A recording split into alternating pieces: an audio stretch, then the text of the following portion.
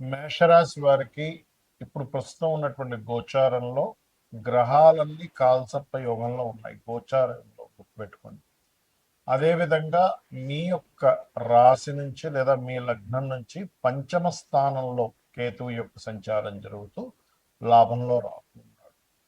ఈ పంచమ కేతువు లాభరాహు వల్ల కలిగేటువంటి ఫలితాలు మరియు నవంబర్ మాసంలో గురువెల్లి కేతుతో కలుస్తాడు. అదేవిధంగా నవంబర్ 25వ తేదీ వరకు పంచమంలో ఉండేటువంటి కేతు 4లో వస్తాడు. ఈ రాహుకేతువులు కాలానికి మోక్షానికి కారకులు. అంటే మనకి టైం బాగుండడం, టైం బాగుంది, టైం బాగాలేదు, టైం బాగా కలిసి వచ్చింది అంటూ ఉంటాం చేస్తారా, వీటికి కారకులు అనమాట.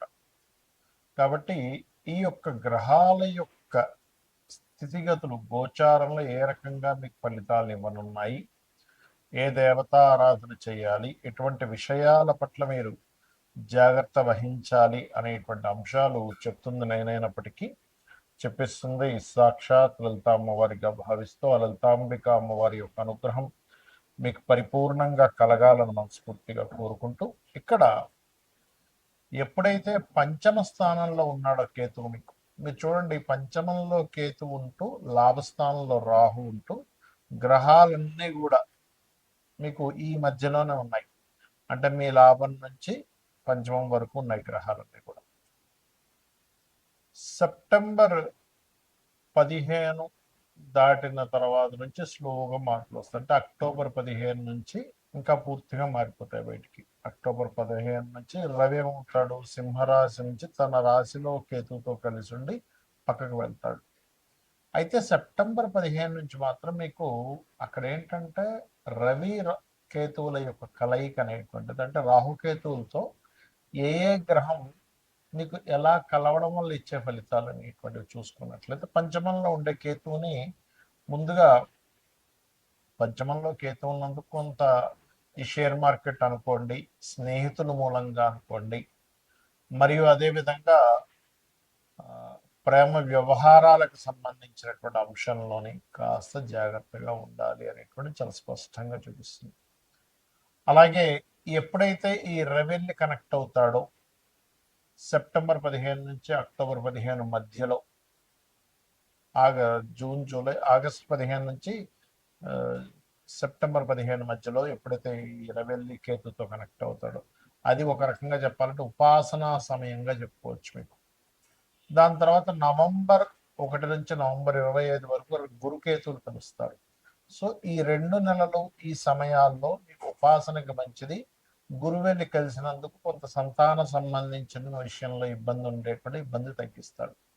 మరి రాహు 11లో ఉన్నాడు కదండి, అంటే రాహు ఏకాదశంలో ఉండడం మూలంగా మీకు ఖచ్చితంగా ఏదైతే మీరు వ్యాపార సంబంధించినటువంటి అంశంలో ప్రయత్నాలు చేస్తూ ఉంటారో, ఆన్లైన్ వ్యాపార సంబంధించినటువంటి విషయంలో అటువంటి వాటికి చాలా చాలా చాలా అనుకూల స్థితిలో ఉన్నాడు రాహు అక్కడ, గుర్తుపెట్టుకోండి. ఇక మీరు నిత్యము చేయవలసినటువంటి దేవతారాధన ఏమిటి చూసుకున్నట్లయితే, మీరు గణపతిని ఎక్కువగా ఆరాధించాలి.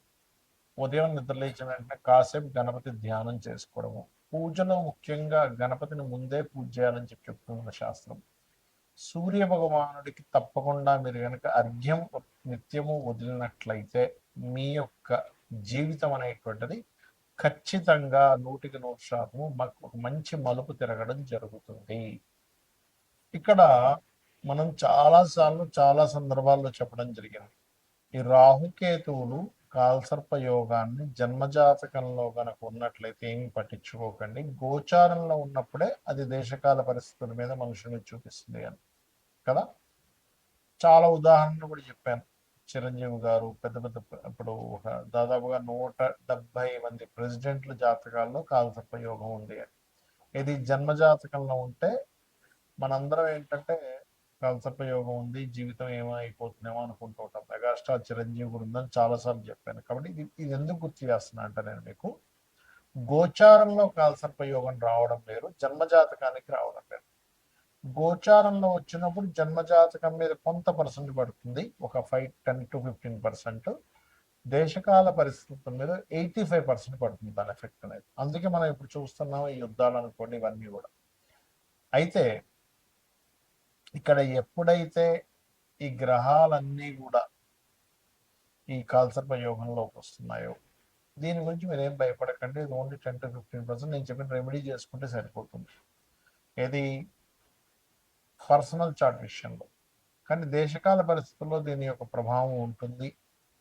మరియు ఇది కాకుండా సర్పదోషం అంటారు, అది వేరు. కాలసర్పదోషం లాగా గ్రహాలన్నీ, అసలు కాలసర్పదోషం అంటే ఏంటి? రాహు కేతువు 180 degrees ఒకదానికొకటి ఆపోజిట్లో ఉండగా గ్రహాలన్నీ చంద్రుడితో సైతం అన్ని గ్రహాలు ఒకవైపు వచ్చేసారు. వన్ సైడ్ మొత్తం ఖాళీగా ఉండాలి. అలా లేకుండా కూడా కొంతమంది ఒక గ్రహం 2 గ్రహాలు బయట కాలసర్ప యోగం ఉంది, దోషం ఉందని భయపెడుతూ ఉంటారు. అటువంటివి పట్టించుకోకండి దయచేసి.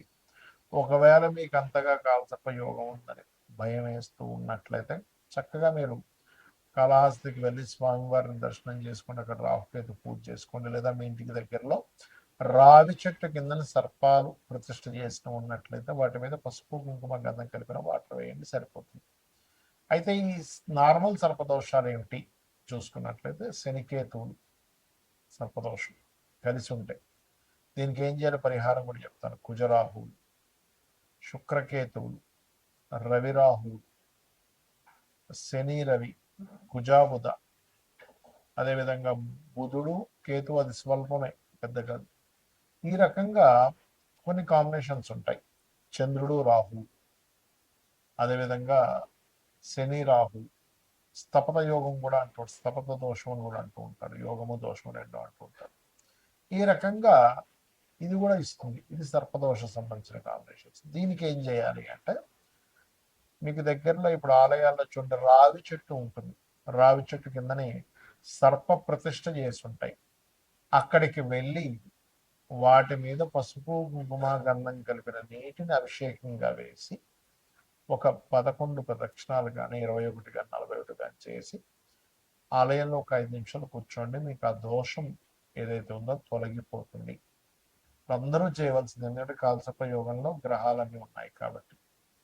ఇక మరొక విషయం ఏంటంటే, ఎప్పుడైనా సరే ఈ కాంబినేషన్స్ ఉన్నప్పుడు మనం ఏదో అయిపోతుందని కాదు, ఆ యొక్క విషయంలో ఎటువంటి విషయం అంటే ఎటువంటి జాగ్రత్తలు తీసుకుంటే మంచిది అని. ఉదాహరణకి శనికేతువులు ఉన్నారు, మీరు వ్యాపారంలో మీ కాన్సన్ట్రేషన్ ఎక్కువ చేయాలి ఉద్యోగం కంటే కూడా. ఉద్యోగంలో ఎక్కువ కాన్సన్ట్రేషన్ చేస్తే అంత పెద్దగా కలిసి రాదు, ఉద్యోగం కూడా చేయబుద్ధి అవ్వదు ఈ కాంబినేషన్ ఉన్నప్పుడు. కుజరాహువులు ఉన్నారనుకోండి మీ జాతకంలో, వాహనం మీద వెళ్ళినప్పుడు ఎక్కువ స్పీడ్గా వెళ్ళకూడదు, అంటే సర్పదోషం ఆ రూపంలో అటాక్ చేస్తూ ఉంటుంది. చంద్రరాహువులు ఉన్నారు, నీటి ప్రదేశాలు వెళ్ళినప్పుడు జాగ్రత్తగా ఉండాలి. అతి మంచితనంతో నమ్మి ఎవరికైనా మనీ ఇవ్వడం ద్వారా, అది ముఖ్యంగా ధనస్థానంలో ఉంటే ధనం మోసపోవడం జరుగుతూ ఉంటుంది.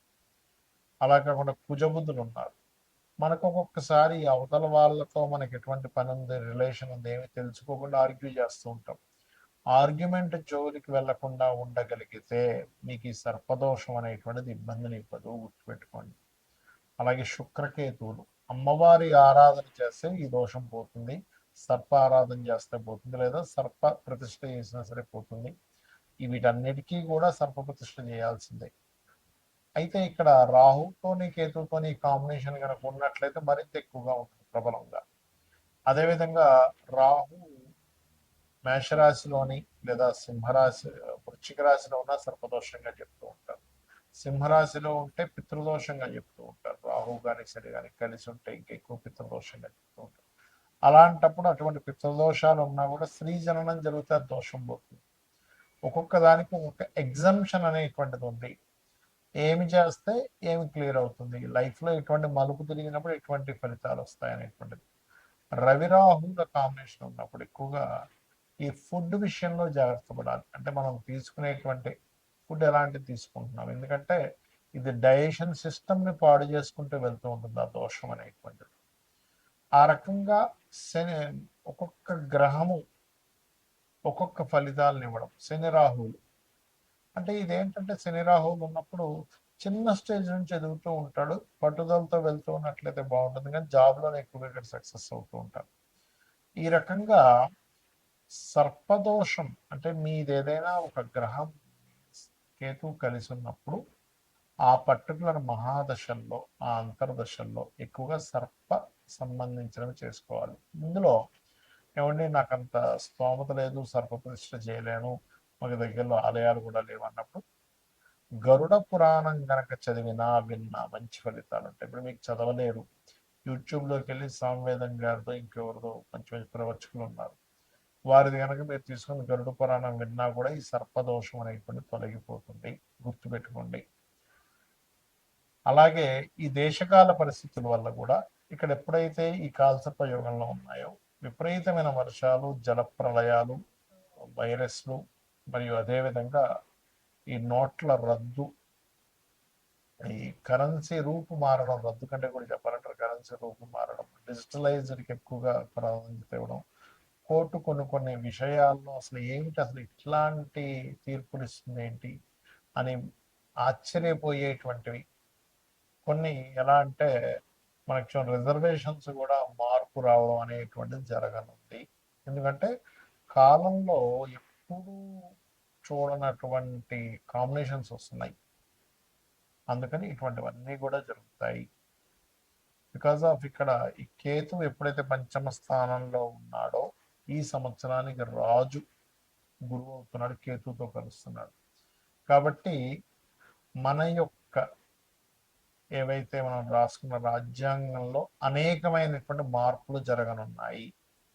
రాజ్యాంగంలో ఉన్నటువంటి ఆర్టికల్స్ ఏవైతే ఉంటాయో, మనం ఏవైతే పెట్టుకున్నామో కొన్ని కొన్ని ఆర్టికల్స్, అవన్నీ కూడా చాలా మటుకు ప్రక్షాళన జరిగేటువంటి యోగాన్ని ఈ రాహుకేతువులు, గురువు, రవి వీళ్ళందరూ ఇవ్వబోతున్నారు. శ్రీమాత్రే నమః.